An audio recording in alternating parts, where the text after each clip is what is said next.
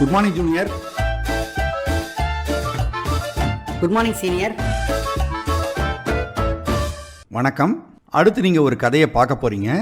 அந்த கதையினுடைய முடிவில் ஒரு சேலஞ்ச் இருக்கும். அந்த சேலஞ்சை சக்ஸஸ்ஃபுல்லாக பண்ணுங்க. Foolish donkey. ஒரு காட்டில் ஒரு வயதான சிங்கம் ஒன்றும் வாழ்ந்து வந்தது.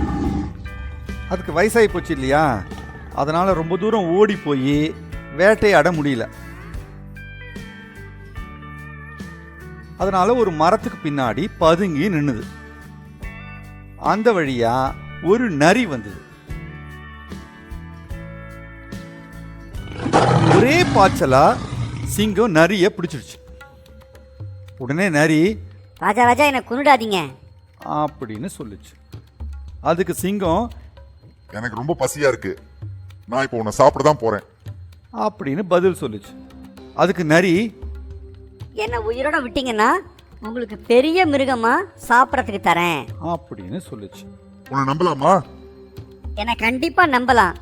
நான் போய் பெரிய மிருகமா உங்ககிட்ட அழைச்சிட்டு வரேன். சிங்கமும் நரிய கொல்லாம விட்டுது.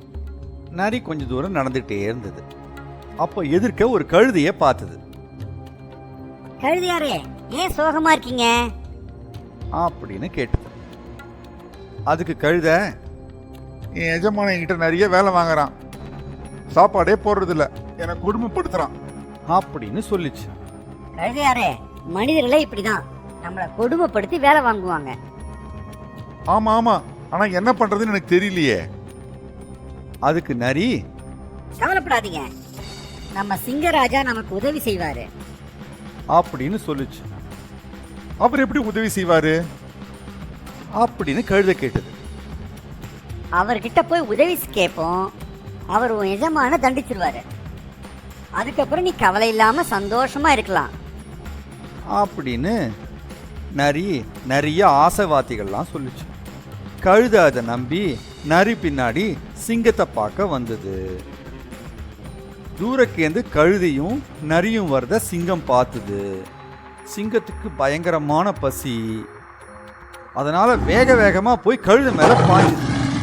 கழுதைக்கு பயம் வந்துருச்சு. உடனே அவசர அவசரமா ஓடி தப்பிச்சு போச்சு. நரி சிங்கத்துக்கிட்ட, அரசே, ஏன் அவசரப்பட்டீங்க? அவர் பக்கத்துல வந்தவன நீங்க அடிச்சு சாப்பிட்டுக்கலாம் இல்ல அப்படின்னு சொல்லுச்சு.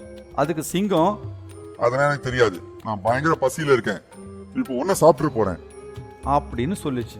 அதுக்கு நரி, அரசே கொஞ்சம் பொறுமையா இருங்க, அதே கழுதியை நான் திரும்பி அழைச்சிட்டு வரேன் அப்படின்னு சொல்லுச்சு. சரி போ, கழுதையை கூட்டிட்டு வா அப்படின்னு சொல்லி சிங்கம் நரிய அமிச்சுது. நரி மறுபடியும் கழுதைகிட்ட போச்சு. கழுதை நரிய பார்த்து, ஐயோ, நீ என்ன பெரிய ஆபத்தை தள்ள இருந்தியே, உன்னை நம்பினம் பாரு அப்படின்னு சொல்லுச்சு. அதுக்கு நரி, நான் எங்க நண்பா உன்னை ஆபத்துல தள்ளினேன்? நீதான் பயந்து ஓடி போய் என்னை அவமானப்படுத்திட்ட அப்படின்னு சொல்லுச்சு. அதுக்கு கழுத, ஏய், சிங்கராஜா என் மேல பாஞ்சாரு இல்ல, நீங்க பார்த்த இல்ல, என்ன பாஞ்சு கடிக்க தானே பாஞ்சாரு அப்படின்னு சொல்லுச்சு. அதுக்கு நரி, முட்டாள்தனமா பேசுறியே, அவர் உன்னை கடிக்கவா வந்தாரு? அவர் உன்னை வரவேற்க வந்தாருப்பா அப்படின்னு சொல்லுச்சு. கழுதைக்கு நம்புறதா இல்லையான்னு தெரியல. ஆனா நரி ரொம்ப அழகா பேசினதுனால அதை நம்பி சிங்கத்தை சந்திக்க கழுத வந்தது. இந்த தடவை சிங்கம் தப்பு பண்ணல. கழுத ரொம்ப பக்கத்துல வந்த பாஞ்சு அடிச்சு அதை கொன்னுச்சு. என் நரியே, நல்ல வேலை பண்ண, இது நல்ல உணர்வா இருக்கும் எனக்கு. நான் போய் குளிச்சுட்டு வந்துடுறேன், இந்த கழுத உணவை பார்த்துக்கோ, நான் திரும்பி வந்து சாப்பிடணும் அப்படின்னு சொல்லுச்சு. சிங்கம் அந்த பக்கம் போன உடனே நரிக்கு நல்ல பசி. அது கழுதியோட மூளையை சாப்பிட்டுடுச்சு. சிங்கம் குளிச்சுட்டு வந்தது.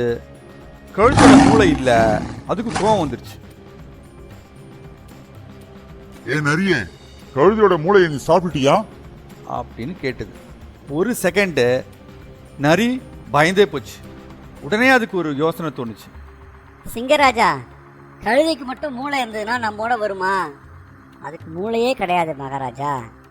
அப்படின்னு சொல்லுச்சு. சிங்கத்துக்கும் அது சரியாவே தோணுச்சு.